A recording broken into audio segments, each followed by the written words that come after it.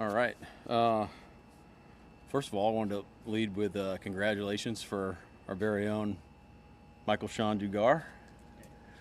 Came to my attention. Moving on to great things, and congratulations, man. We're gonna miss you.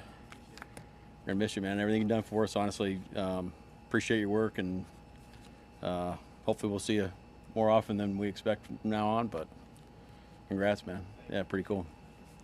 And then just a great rookie camp. There's a lot of work that goes into making this thing come to life. I think we brought in, I don't know the exact number, but it's a lot of tryout guys. It's a chasing edges thing that we believe in here, and we found some really great players to be on our kind of 120 idea over the years. And logistically between EK and travel folks, Jeremy and his team, getting everybody here on time, and it's a pretty big undertaking, for some edges that we're trying to find. But so I appreciate those people. Coaches did a great job. We had great spirit. Players did a great job. Really took a jump this second practice, and started to look like professional football out there, which is exciting. So, but we'll move on. Guys will come back in a week, and then phase 2 starts on Monday. So really exciting time of the year. Is that something you're messaging to the tryout guys, like, hey, just because you don't get called next week doesn't mean you're Definitely. not on the radar? Yeah, definitely. Everyone's on a different timeline, and so I think they understand that, and that's part of the messaging too. And we've had several guys that have come back, in camp, or even after camp or after the season. We've had a couple examples of that too. Jalen Gaines is the guy that comes to mind. That's with us now after not being with us at the end of the season. So just keep plugging away, try your best. Don't worry about the count and timing and all that, but trust the process. Jadarian caught quite a few passes out there the last couple days. Yeah, he did. Yeah, just given that was kind of one of the things about it in the draft. I mean, was that seeing? It's not like an extra point of emphasis. I think it's just because of camp, probably more space plays rather than keeping them in traffic, and just trying to be smart on how we utilize them in this camp. Getting off to the right start. But did a good job. Did a good job. But it's definitely part of our offense. Bo Stevens on the right side, is that where he'll be good? How did I know you were going to ask that one, Greg? Yeah, Bo's on the right side right now, but we're gonna train him at both spots, and we'll see how it goes. We'll see how it goes at inside, and but you need flexibility across really on your interior part of your line. So he's played both in his career, and right now he's playing right guard, but we'll be training him in right and left. Julian talked to us yesterday about how much Nick Perry influenced his decision to go to Arkansas. Obviously, yeah, it's cool.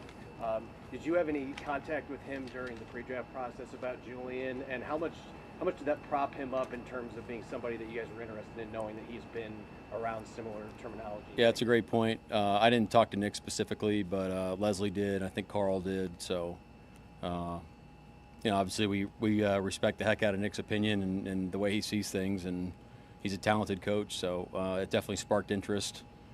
Probably earlier in the process from coaching perspective, our scouts were aware of Julian, throughout the process, going back to Fresno. So, but yeah, that was a cool connection for sure.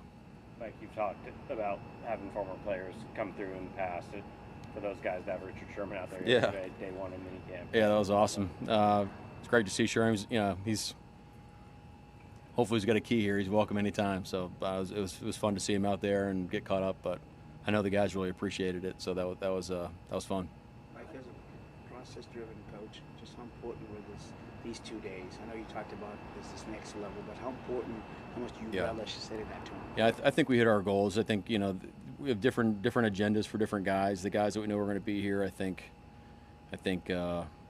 we did a great job. They have a kind of an understanding about how we operate here now, and it's good to get a look at them and get a plan together while they're out of the building, so they can come back and be ready, next week, and that's really important. And then to go through it with these tryout guys, there's some talented guys that we'll be interested in, and we'll be a better team for it.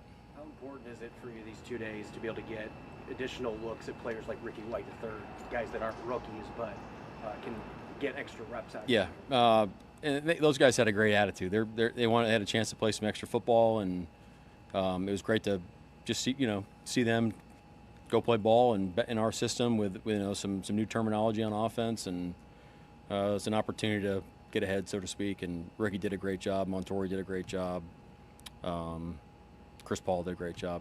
We had a couple others. Saw the news about Tyrone Broden moving him to corner. What's kind of the thought process there? Well, he was someone that did a great job at the beginning of throughout the process last year. Unfortunately, got hurt, but we love his movement ability, and he's got ball skills, and he competes, and he's got a great attitude, and we felt like it could translate to being a heck of a DB one day. So he's dealing with some health things right now in terms of his timeline on when he can get back on the field. So right now we're not exactly sure when that's going to happen, but he's in the meetings, and he's got a great spirit about him, and so we're excited about it. But yeah, it's going to take some time, but he's a great guy for the job. What do you think that's going to look like? I mean, I don't think any cornerback at 6'6" has ever played in the NFL. What do you think that's going to look like with that tall a guy at that position? Well, he can bend really well. He's not like just a straight-legged 6 foot whatever. He can move, and he can get in and out of breaks, and his lateral quickness is really good, and he's a great special teams player. He's a great gunner. So I mean, those are traits that you look for in defensive players. So we think that's going to translate. What do you think the toughest obstacle for a guy? I don't know if he's played corner in the past at all, but trying to make that switch over to the other side of the football. Well, people do it all the time. Moving from one side of the ball to the other, mostly from receiver to DB. So I think why put a timetable on it? Let's just see where it goes and see how he takes it up. And we haven't seen him take a rep yet at corner, so we'll see. We'll see when the time comes. I don't know. I don't know the answer to that. I don't think so. After day 2 of the draft, John mentioned the energy that Bud and Julian both bring. It's early, but you get a sense of that just being on the practice field with those two guys. Yeah, I think John said he's the opposite of an energy vampire.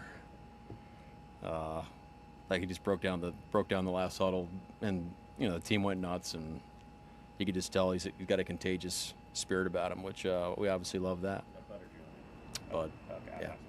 Yeah. Julian's kind of bringing that too. If we had a third practice, it would have been Julian. Okay. Yeah. Hey, Mike, you mentioned here a couple times, don't put a timetable on it.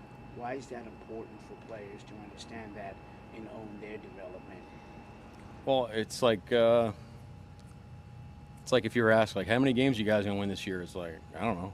It's like, why don't we just worry about having a great phase 2 day, and then let's go have another great one the next day, and make sure it's our standard, and then trust that that's going to create a team that we're ready to go play football games. So same thing with player development. We have goals, on where we want players, and there's timetables behind things sometimes in terms of skill development and body comp, things like that. And so we want to hit timetable goals on that front, but as long as you're hitting those markers, why put a cap on things?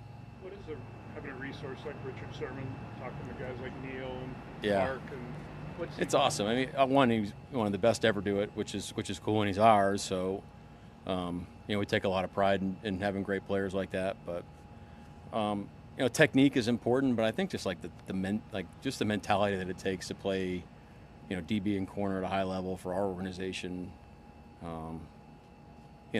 Breathe life into these guys. There's a lot of things going on in their minds right now at this point in their careers, and to have a guy like Sherm or Cam come around and encourage the guys and have and be positive and things like that. I think that goes a long way.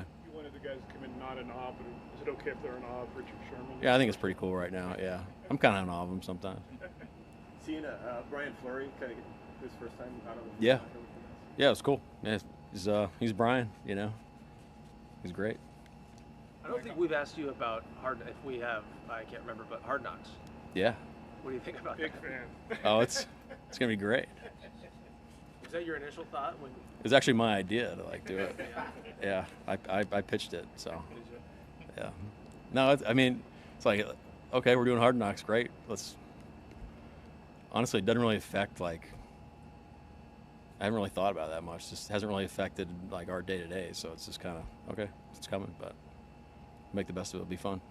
Mike, you guys obviously you see some of the highlight tape during the process, getting to know these guys a little bit, but now seeing them out here on the field, what's kind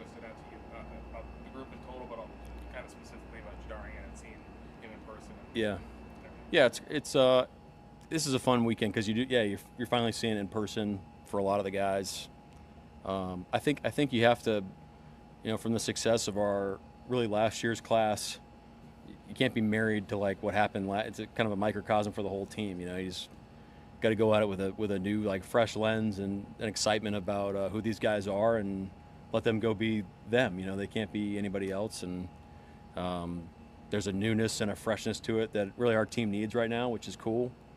And then let's just go attack it. But I think looking at it like with a fresh perspective is important at this point, because they're new guys. They're a new part of the team, which will add an element of excitement to the rest of the guys.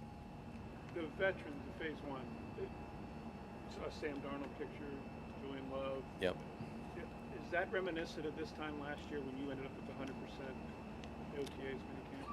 Well, I don't know if we had 100%. We had a great participation last year, and we've had great participation so far. And so we expect the same thing from the guys, and part of that's our responsibility as coaches to create the environment where they feel like they're going to be better and develop their game and connect to their teammates and want to be here. So it's kind of everybody's responsibility at this point in the year, but. They know our expectations right now, and we've communicated that to the guys, and so it's kind of like a new day one, starting on Monday when we start Phase 2. So it's going to be a lot of fun. But there's a sense of urgency too. We have 6 weeks left in our off-season program, and I think that's about 24 work days, and we want to make the best out of each one of those days. Anything else? Thank you. Okay. All right. Thanks, y'all.